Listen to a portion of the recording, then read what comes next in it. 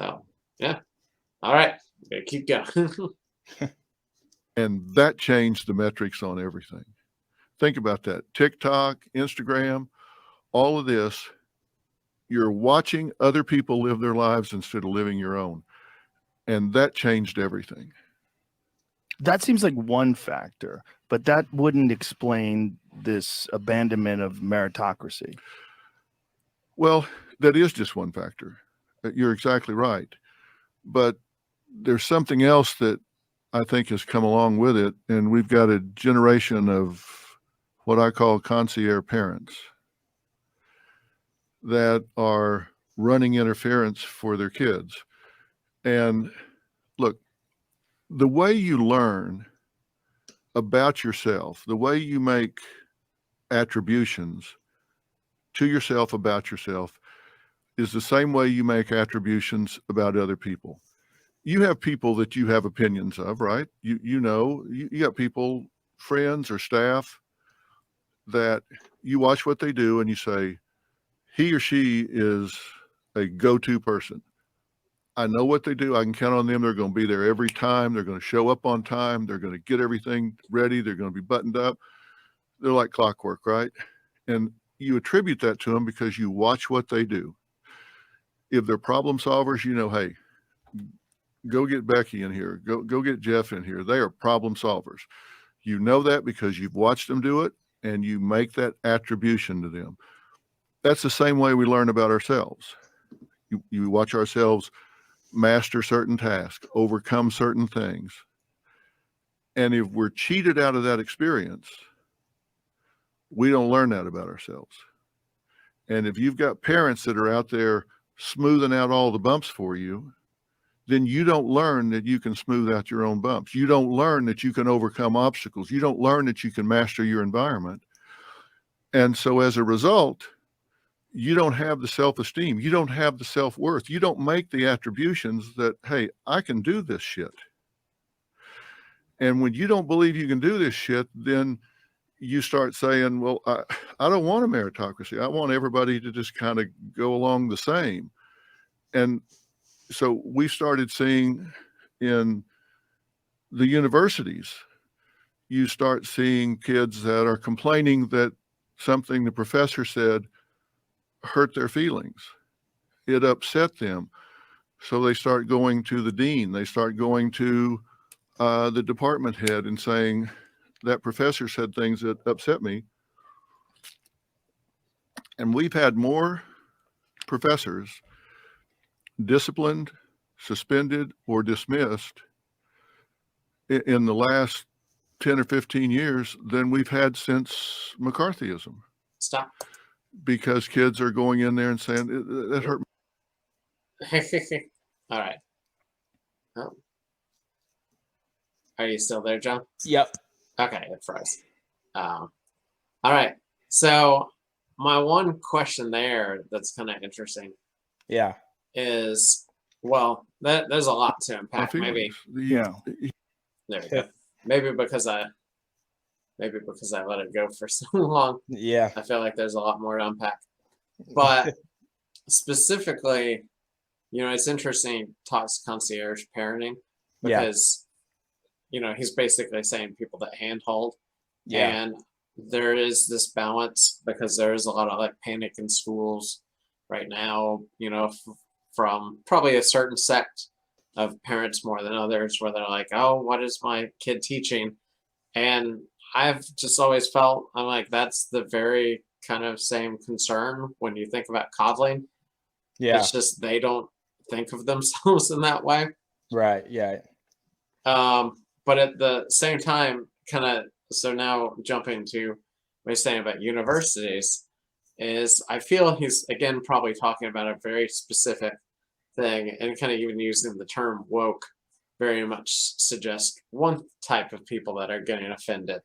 But I also imagine that he's probably not talking about the people that, suddenly learned that American history wasn't great for everybody. Yeah. I bet he's excluding them. Yeah. Because I know racists become such a target too. Yeah. So and I know I'm leaving you with a lot to respond now to me and this. No, I mean, really, I just agree. I mean, I definitely agree. I don't have like a good long response for that. I mean, I just 99.5% sure I agree. Yeah. Yeah. What's your, so as somebody who both, and I was gonna wait for this take, but I guess I'm gonna ask it now. As Yeah. somebody who both, disclosure, studied elementary education, but Yeah. also somebody who went to university more recently than I, Yeah. how do you feel about kind of those two perspectives, both of what kids are learning when they're younger, but also like, did you feel that a lot of your fellow students were concerned all the time about different viewpoints or anything Uh, like that? yeah. I think one place, I noticed like in college, and someone's probably going to knock me on this one, but in early childhood education, when you're in college, to potentially learn how to teach kids from K through third grade, they focus a lot on, like Dr. Phil's saying, psychology, emotions, and a lot of that stuff with children. You know what I mean? Hmm. And the ways to deal with that, the ways to deal with it with parents, because parents are, very involved with their children at that age. And Yeah. it doesn't seem like teachers are there. Um, and I'm not going to speak for every teacher. There's some damn good teachers out there, and there's some not so damn good teachers out there. But I feel like if they don't focus on where the kid is in his life or her life. Like, like they don't focus enough on how's things at home going, because it's not always the school. Sometimes it's at home. They just take it out on the school. You get what I'm saying? Yeah. So, I think just more bonding. Teachers are always looked at as like this evil thing standing at the front of the class. And it's like, I had a lot of teachers in early grade school, middle grade school, high school, and college that I felt very welcome and felt like they were my friend. And Yeah. I learned more from them that way, because they told me how it was. They told me, I'm slacking. They told me I'm doing good. You know what I mean? Just the real raw, like, emotions towards somebody. And I don't know if I'm speaking for everyone, but that's how I learned, and not every teacher, it seems like they're there for you. It seems like they're there almost for like a paycheck, or, they're there to get the job done, and they just write notes on the board, and that could give some kids anxiety in the back of the classroom. So I just think, Yeah. all around, focus more on the emotions of the kids, because we're going to learn stuff regardless. Not saying that we need to stop learning in school, but I feel Yeah. like if you're not happy and you're not in a happy place, whether you're in college or grade school, what are you there to learn for? Yeah.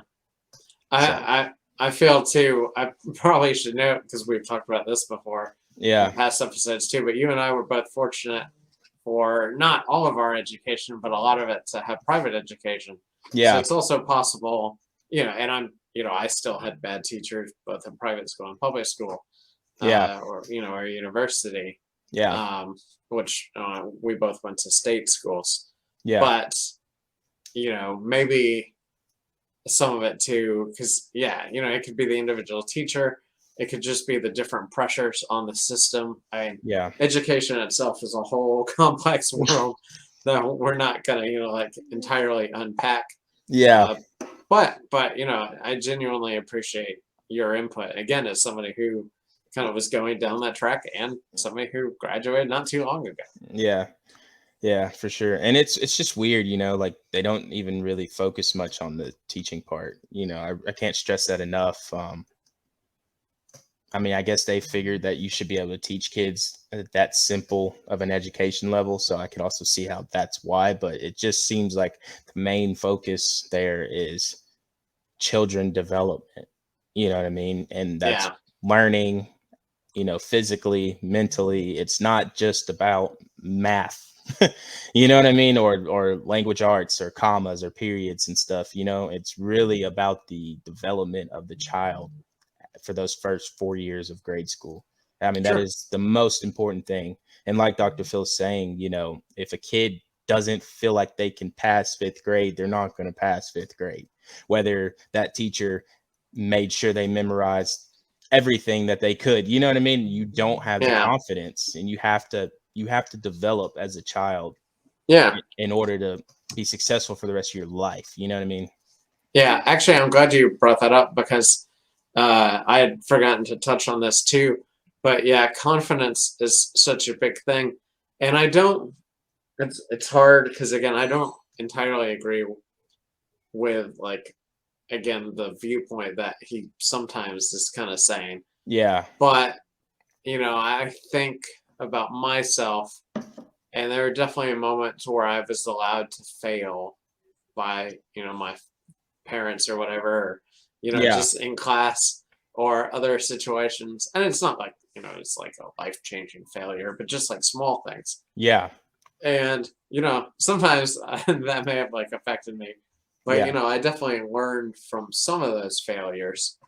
But I also think that, I mean, they still help me in other ways. But I Yeah. think the biggest thing that parents can do is, it's not, you think of, like, you have a project due tomorrow, Yeah. and I guess your decision there is like, well, do you let the kid fail in that, or do you stay up with them to help Mhm. finish the project? I feel like you can still impart a lesson in different ways.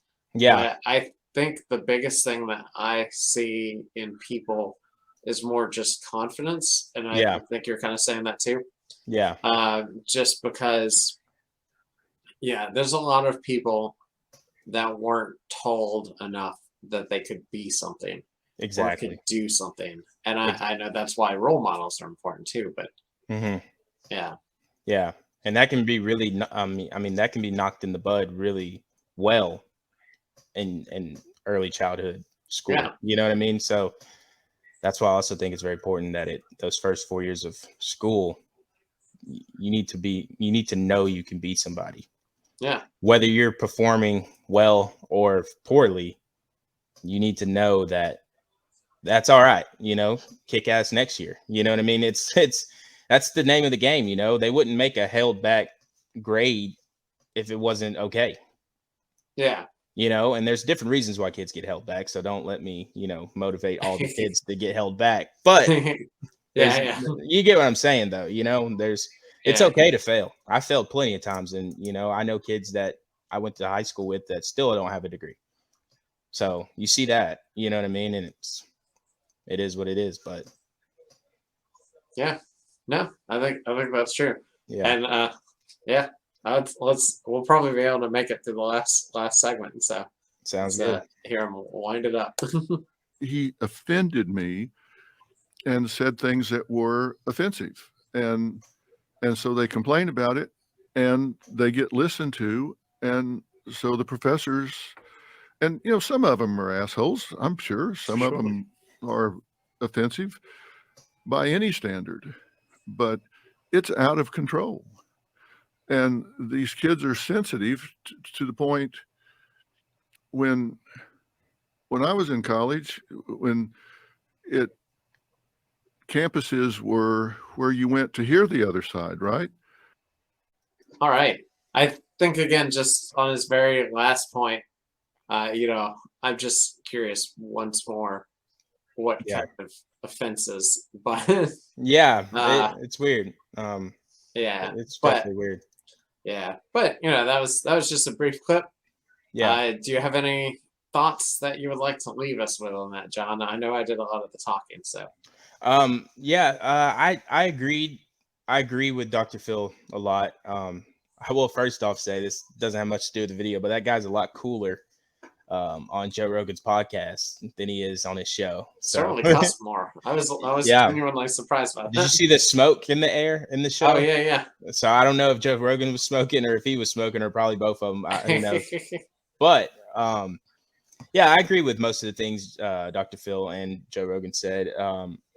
I think not Joe, but Phil could have gone a little bit more into depth, about what kind of accusations are we making towards deans? Like, is this sexual harassment, or is this like, oh, he read something out of the book that said an offensive word to Native Americans? I don't know. You know what I mean? Like, Yeah. is this really actually like, okay, you're sensitive, bro? Or like, Yeah. is this like a real issue? And I haven't looked into any of that. So I wouldn't know. Yeah. And that's definitely, I mean, even with the way we do this, because we discussed how we kind of want to do this, you know, we try to always have a source that we cite. So Yeah. even if it's something that we're not experts on ourselves, you Yeah. know, we give opinions, but we're referring to something. Yeah. And I have honestly, like, you're way more of a fan than Joe Rogan than I am. So Love I'm Joe not Rogan. familiar. Yeah. Subscribe to me, Joe. But you know, so I know, like, you may know like more about how in depth they get. Do they talk about where some of these things come from and stuff? But you know, what I feel is, even if I agree with something, because it's very easy nowadays to Yeah. have your worldview be fed back to you Yeah. and be like, yes, that's exactly what I want to hear. I'm going to take that now, and that is going to be part of my being. Yeah. But Yeah. you know, I always feel like I try to kind of research a little more. So like, even outside of this, I may go back to, you know, hear kind of more of what Dr. Phil was saying, look up some of that stuff and kind of really get a full view. But yeah, Yeah. even just in a, like, what, that clip was 7 minutes. I feel like Yeah. they touched on so many things. Yeah. Also, I wanted to mention Joe Rogan. He'll I don't know if he has one with Dr. Phil. I bet he does, but he usually posts like the hour and 30-minute video of them just talking. Like, so I've actually sat down and watched like a 2-hour podcast of like him and Elon Musk and a bunch of other people. And I will say you're always going to get left with information that you want to hear more from, because Sure. even a guy that has 13 million subscribers like Joe Rogan, I mean, Dr. Phil, I would assume, either is a very busy man or not cheap. So I don't know Joe Rogan's situation if he paid him to come on the show, but even if he didn't pay him to come on the show, that guy's got a lot of stuff on his plate. You know what I mean? Running a TV show, a YouTube channel, you know, meetings, you know, he's a doctor in his profession. So I'm sure that man's busy, and you only can get him so long. You know what I mean? So, Sure. yeah, I mean, there's just, Dr. Phil's probably got a lot more to say than an hour and 50 minutes. You're never going to get left with what you want to hear every time. Yeah. Yeah. Well, I'm sure we'll do more React videos. It may not always be Dr. Phil. It may not always be Joe Rogan. Yeah. But you can, you know, keep it here, like, comment about what you would like us to talk on or react to. Right. And of course, as always, subscribe to ChattRoom. Will do.